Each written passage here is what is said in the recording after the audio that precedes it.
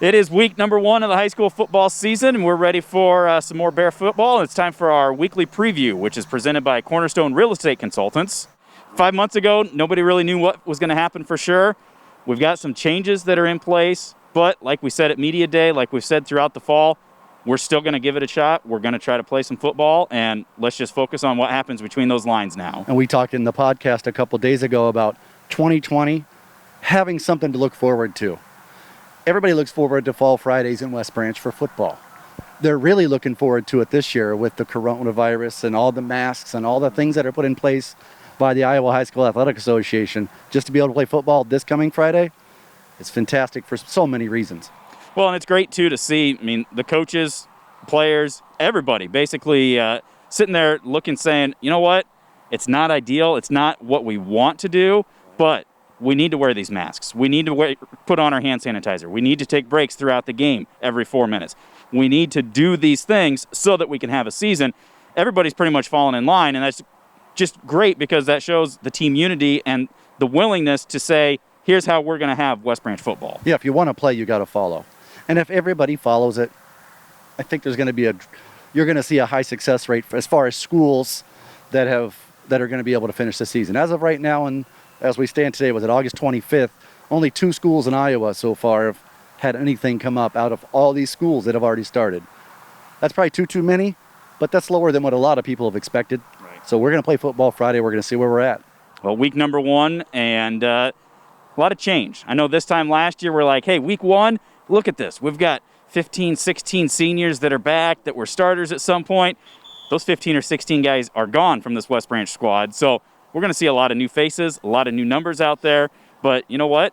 It's a program that you learn the system so that when it's your time, you step in and take over the reins. It's like a line change. The Hanson brothers are coming in.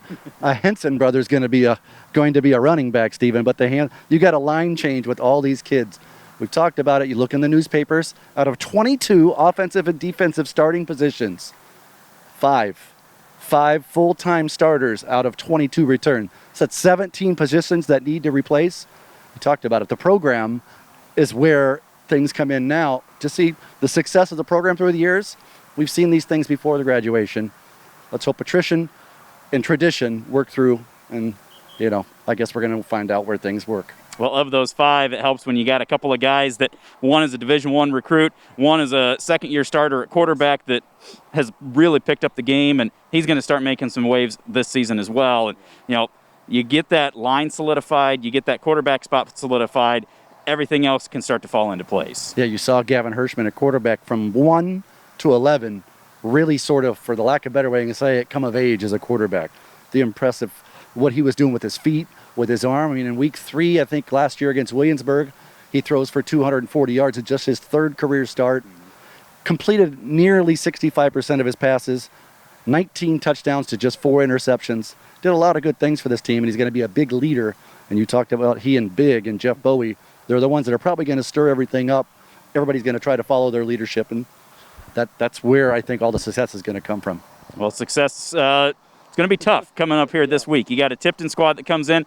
Similar situation where, they had quite a few seniors on last year's squad, so they're replacing a lot of people. But, they've got some size, they've got some athletes, they've got a program over there that even though they've had a couple of different coaching changes, they like their system. You've referred to it as Barnum and Bailey's with that single wing spinner back. It's a matchup that causes some issues, especially when kids are comfortable playing in it, because there's so many different ways that they can hurt you that you really have to be disciplined on that defensive side of the ball. And that's no disrespect when I call it like a circus. It just means you ever been to a circus, there's so much going on, as he would call it, a lot of moving pieces here, there, and everywhere, that to the average fan that may not be just in clue with X's and O's of football, you're like, oh, the ball's over here. Oh, they're running it. This guy's got it. This guy, nope, the third guy has it. You never know where the ball's going to go. So, as you know, with that kind of stuff, with a brand new team, Stephen, it's going to be tested. A defense is going to be tested hard, and they're going to be tested right out of the gate, with the keys. Stick here, stick here, stick here. Tackle everything that moves except for a lineman. Right. Well, it's a Cedar County rivalry. It's a Tipton squad that we've seen over the years that, they always get up. They're always ready for this one. West Branch is always ready in return as well. So we know it's going to be a great one here to start off this season. It is, and it's a for Tipton, They are very confident coming off a playoff season last year. Now, you said they graduated quite a bit, but they have a lot coming back. And by a lot, I mean some size. They're going to average about 260 up front, led by number 74, Niall Shoot up front. Big man. He was in the backfield in Tipton last year when West Branch played there. He was given the West Branch backfield fits all night long. Luckily enough, a few plays went away from that young man, and the Bears made some big plays downfield, maybe some trickeration last year with a flea flicker. And they ended up on top, and that's what they want in this kind of a rivalry. But Tipton hasn't beaten West Branch since the 80s, I believe. No. They want nothing more than to begin their season 1-0, and they really want nothing more to do that on the Little Rose Bowl. Yeah.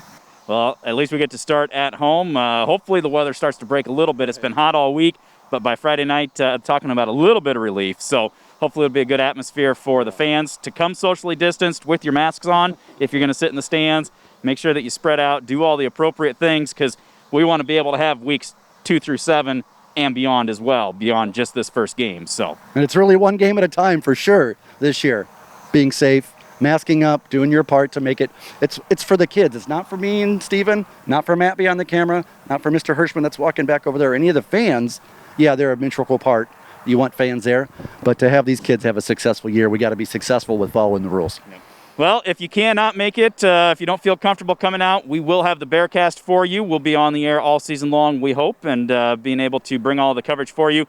Game number 1, 7 o'clock is the kickoff. We will have our pregame coverage starting at 6:30 right here at westbranchfootball.com. Thanks again to Cornerstone Real Estate Consultants sponsoring our weekly previews right here at westbranchfootball.com.